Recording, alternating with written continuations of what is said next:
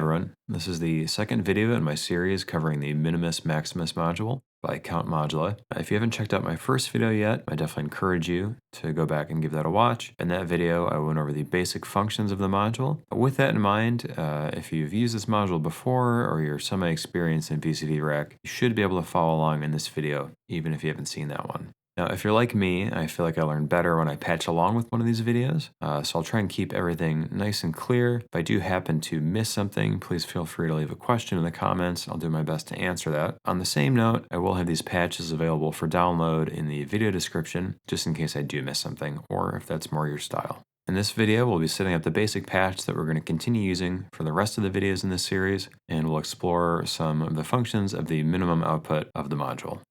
So to get started, we'll need a clock, 2 sequencers, 2 VCOs, 2 filters, and of course the Minimus Maximus module itself. Now these are 2 sequences that I generated randomly, so feel free to use your own. But if you do want to patch exactly like I have it, here are the voltages. I'll be calling this sequencer 1 and sequencer 2. We'll get those wired up between the gate and the volt per octave. Just to take a step back, I've got sequencer 1 running at a 1 times clock speed, and sequencer 2 running at a 1.5 times clock speed. Let's go ahead and connect things to the mixer. And I will label this voice 1 and voice 2. I'm going to pan voice 1 to the left. And I'll pan voice 2 to the right. And while I'm here, I'll just add a little bit of reverb. Let's give this a listen.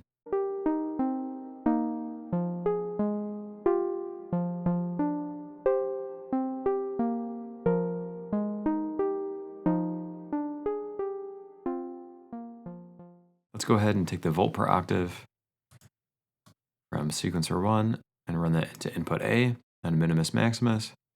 And we'll do the same thing with sequencer 2 into input B.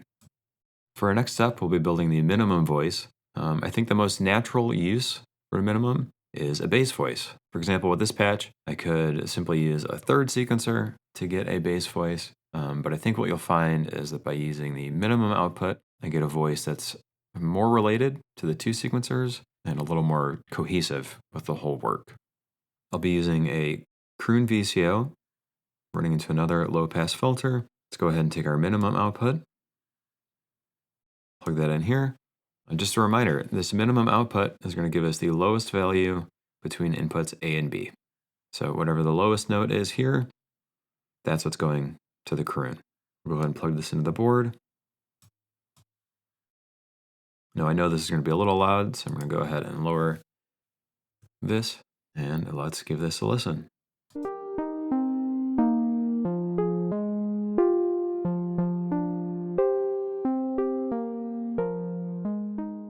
It's not very bassy.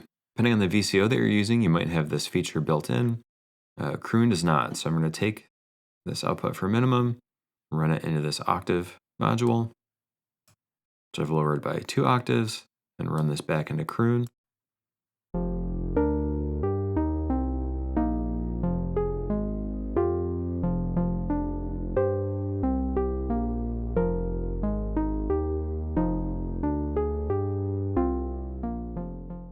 We'll go ahead and label this min. So as we have it, we have a pattern that I think is fairly interesting, but also fairly repetitive. So we're going to look at a few ways to get a little more variation within the patch. For this next step, I'll be using a chances module, and then shortly after a sample on hold module. I scoot this VCO over, make some room, put chances here. I'm going to set this for a 10% chance output of B, and then I'll move the gate signal into the chances module, and then back into the oscillator. Let's give that a listen.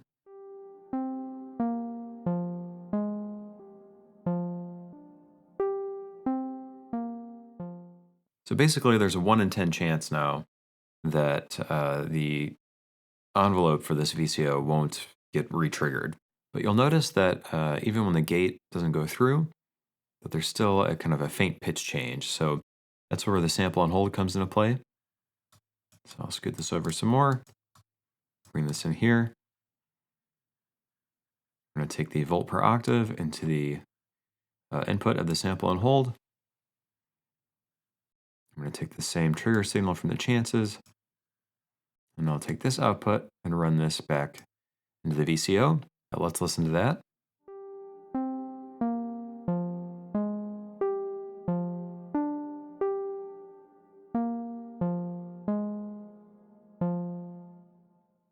Now that's going to give us a little more rhythmic variation with that voice, but we want to make sure that we're sending the same pitch information into the Minimus Maximus module here. So I'm going to take that again from the sample and hold, run that back into output B. This way, when a note doesn't change in sequencer 2, that will add a little more variation potentially with the minimum voice being output. Let's listen to all three voices now.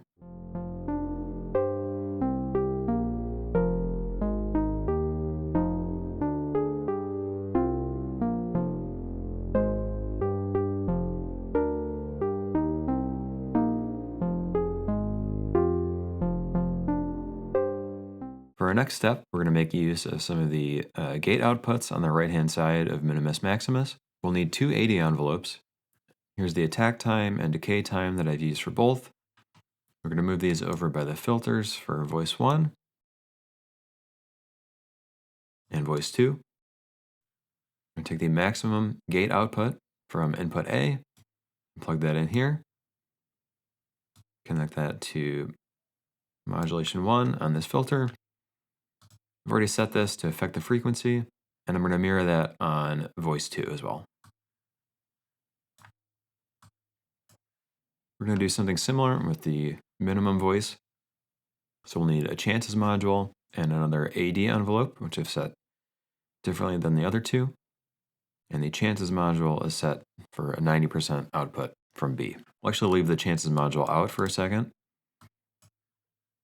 We're going to take the minimum output, minimum gate output from input A, connect that here, connect that into modulation 1. I've set up the same change to the frequency. You can see that this is triggering quite often. And maybe that's what you want. In this case, it's not.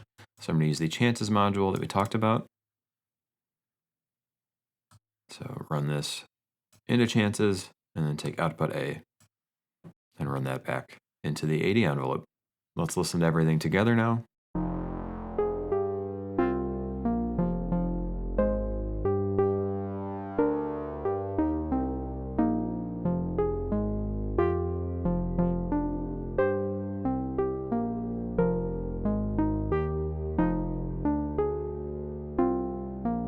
Go ahead and increase the clock to 120.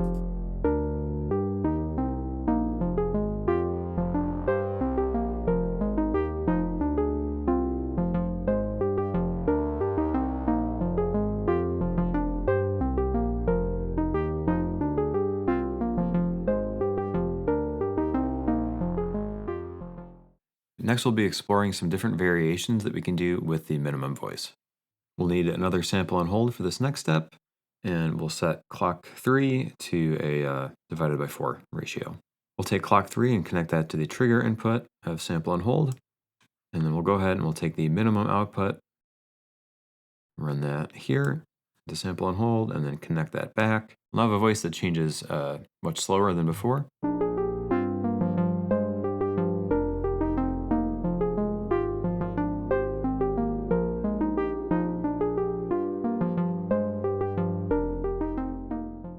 So it's a pretty interesting pattern, but it's still fairly repetitive. So another easy thing we can do to get a little more variation in the patch is to take sequencer 2 and change the length to 7 from 8.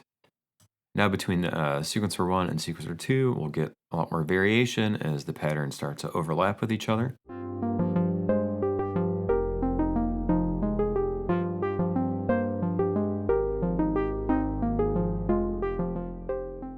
Let's add a ADSR envelope to the minimum voice. Here's our ADSR envelope.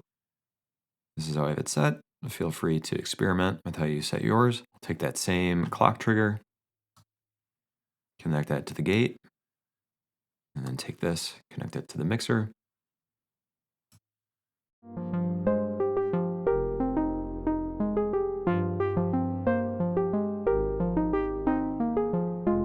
gonna go ahead and raise the volume on this a little bit.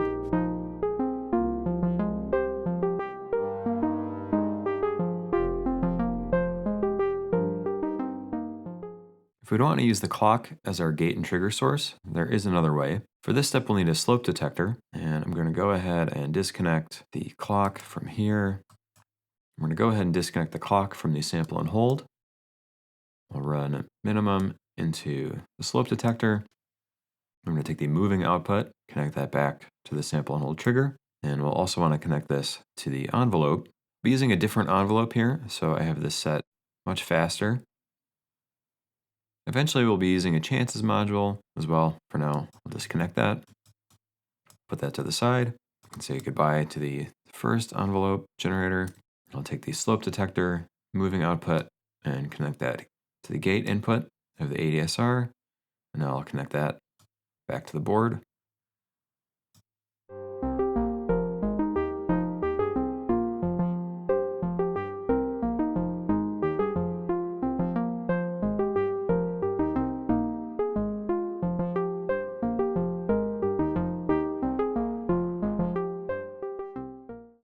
For our next variation, we'll need a 1 to 4 sequential switch. I will set this to 2 steps. I'm going to take the end of cycle output from this AD envelope, connect that to the trigger. I'll take this output that was connected to the filter and plug that into the input.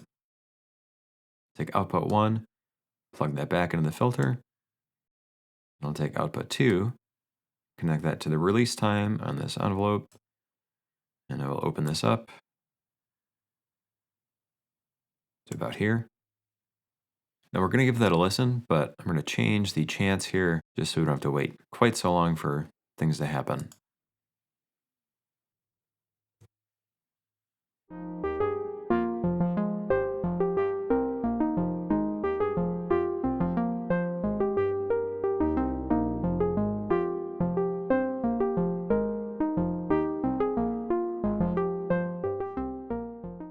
I'm going to go ahead and set that chance back.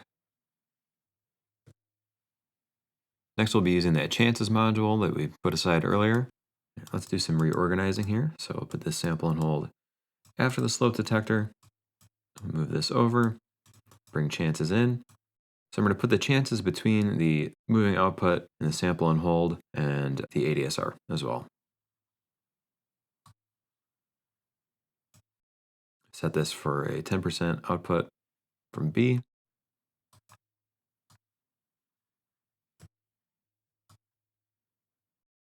This will give us a little more rhythmic variation with this voice again.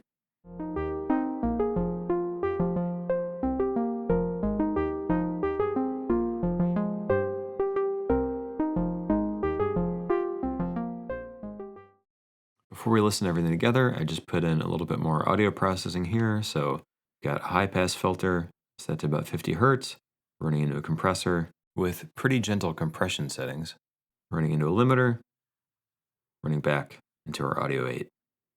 I'm going to do a little tightening on the patch, and then we'll listen to everything together.